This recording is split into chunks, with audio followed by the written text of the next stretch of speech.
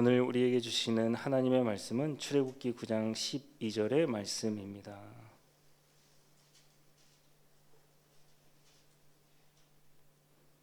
제가 봉독하겠습니다. 그러나 여호와께서 바로의 마음을 완악하게 하셨으므로 그들의 말을 듣지 아니하였으니 여호와께서 모세에게 말씀하신 것과 같더라. 아멘. 옆 사람과 평화 인사 나누도록 하겠습니다. 주님 평화 빕니다. 평화를 빕니다.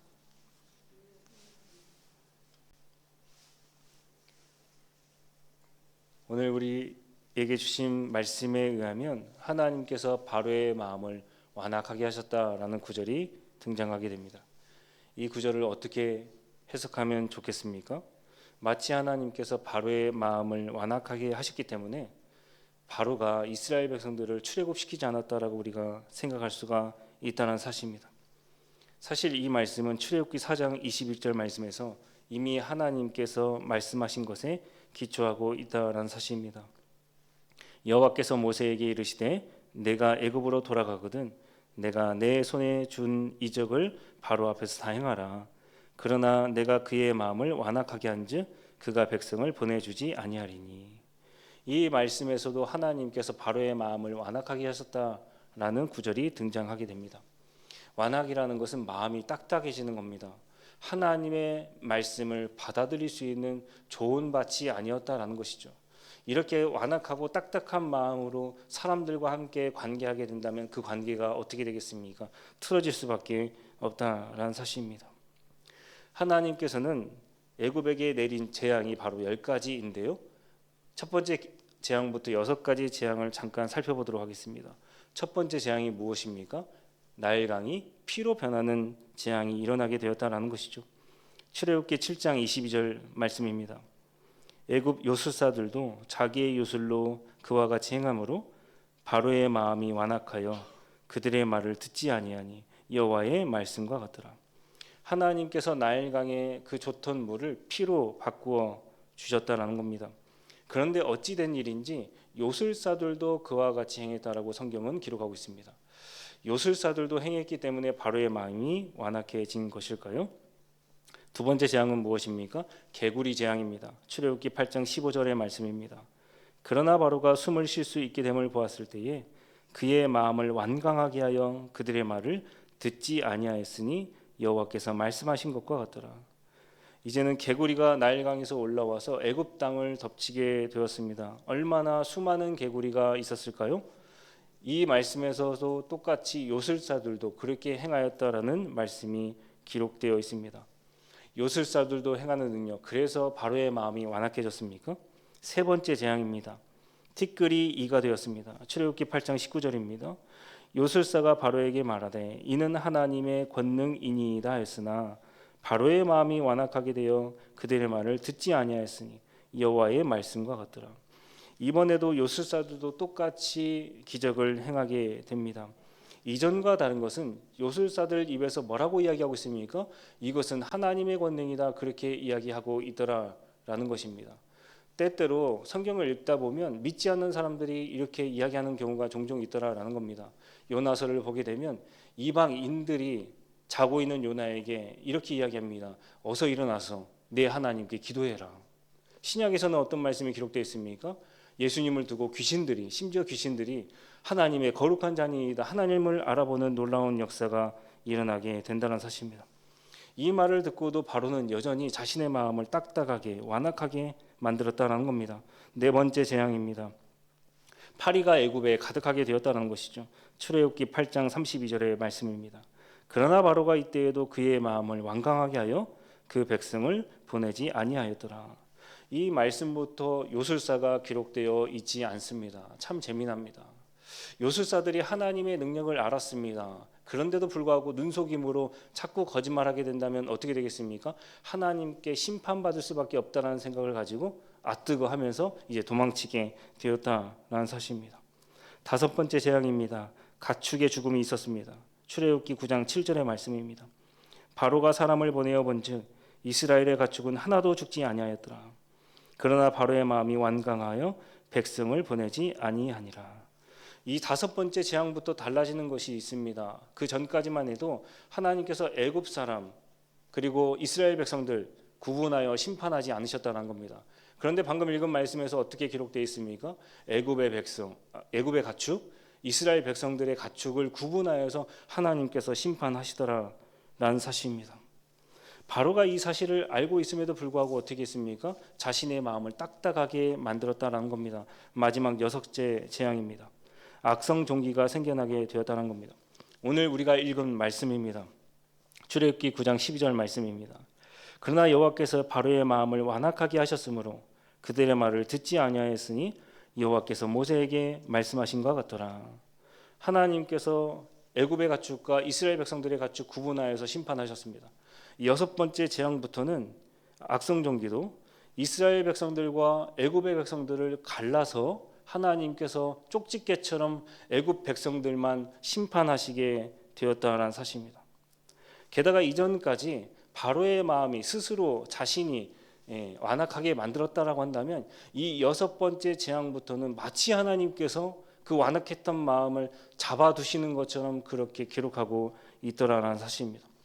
왜 성경은 바로가 완악했다라고 계속 일관적으로 이야기하지 않고 하나님께서 바로의 마음을 완악하게 하셨다라고 그렇게 말하고 있을까요? 하나님은 긍휼의 하나님이 아니십니까? 사랑의 하나님이 맞는 거지요. 하나님께서는 악인에게도 비를 그리고 의인에게도 비를 함께 주시는 사랑의 하나님 아니겠습니까? 하나님께서는 사랑의 하나님이 되십니다. 그러나 그와 동시에 정의와 공평의 하나님도 되신다는 사실입니다. 정의와 공평의 하나님을 이루려면 무엇이 필요할까요? 심판이 반드시 들어가야 됩니다. 이미 세상은 불공평하지요. 애굽의 백성들과 이스라엘 백성들이 같습니까? 애굽의 백성들은 지배계층이고 이스라엘 백성들은 피지배계층입니다. 하나님께서 바로의 마음을 딱딱하게 하신 이유가 바로 여기에 있다라는 것이죠. 제가 이미 말씀드린 것에 힌트가 있습니다.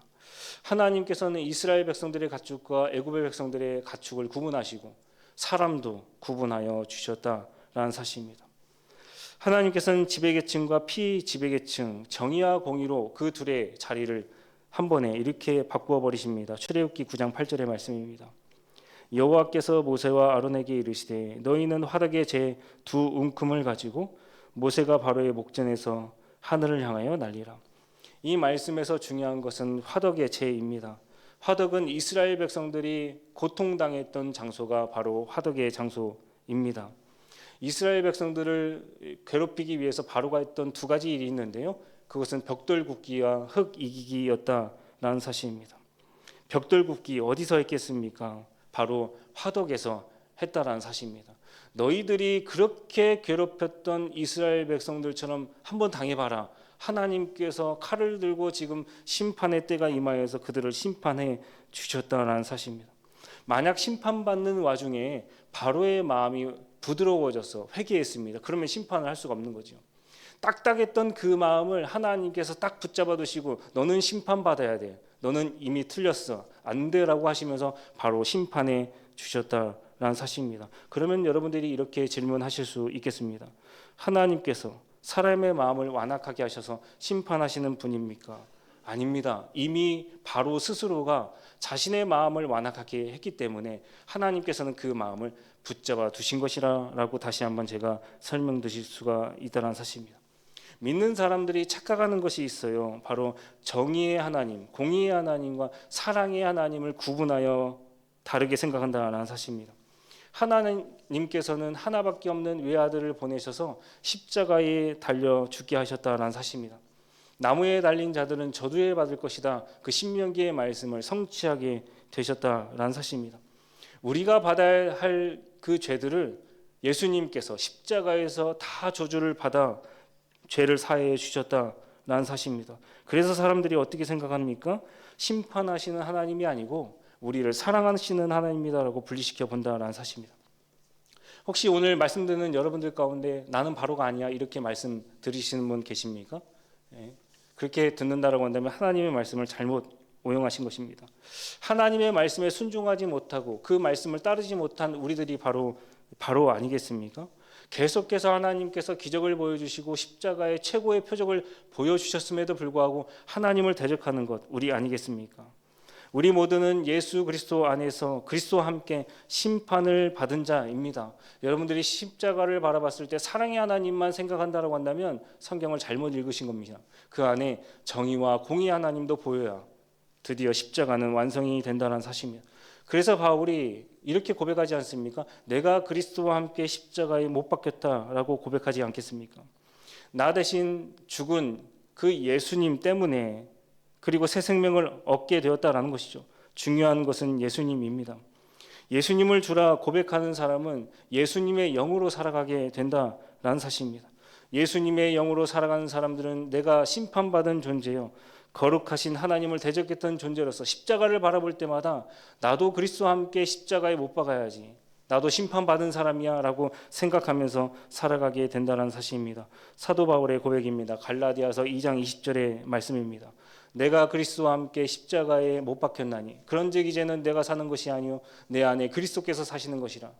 그런즉 이제 내가 육체 가운데 사는 것은 나를 사랑하사 나를 위하여 자기 자신을 버리신 하나님의 아들을 믿는 믿음 가운데 사는 것이라. 한 구절도 버릴 구절이 없습니다.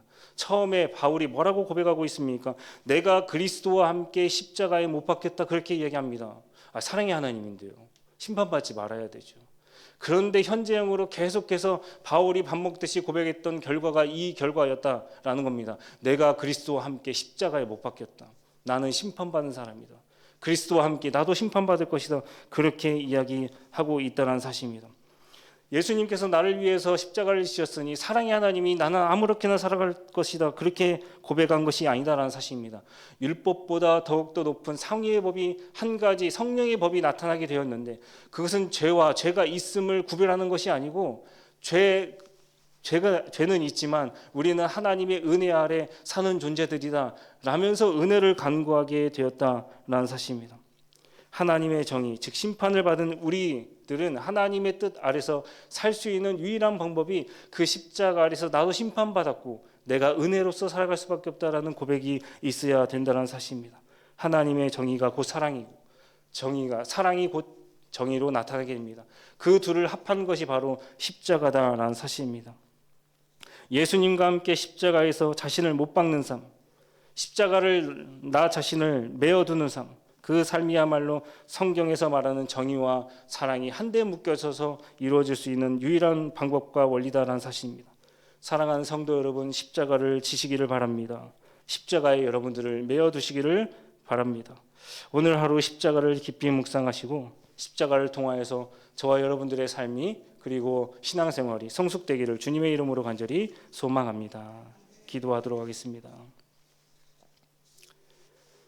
오늘 사랑과 정의의 하나님에 대해서 말씀 주셨습니다. 사랑만 강조하여 신앙생활이 무분별하지 되지 않게 하시고 정의만 강조하여서 메마른 신앙을 가지지 않게 주님께서 붙들어 주옵소서. 바울이 만났던 하나님은 사랑과 정의가 한데 묶여있는 하나님이었습니다. 저희가 양극단에 빠지지 않도록 말씀으로 붙들어 주시고 하나님을 이해하는 데 있어서 좁게 보는 것이 아니라 넓게 보고 숲을 보는 신앙인이 될 수 있도록 인도하여 주옵소서. 감사드리며 예수님의 이름으로 간절히 기도합니다. 아멘.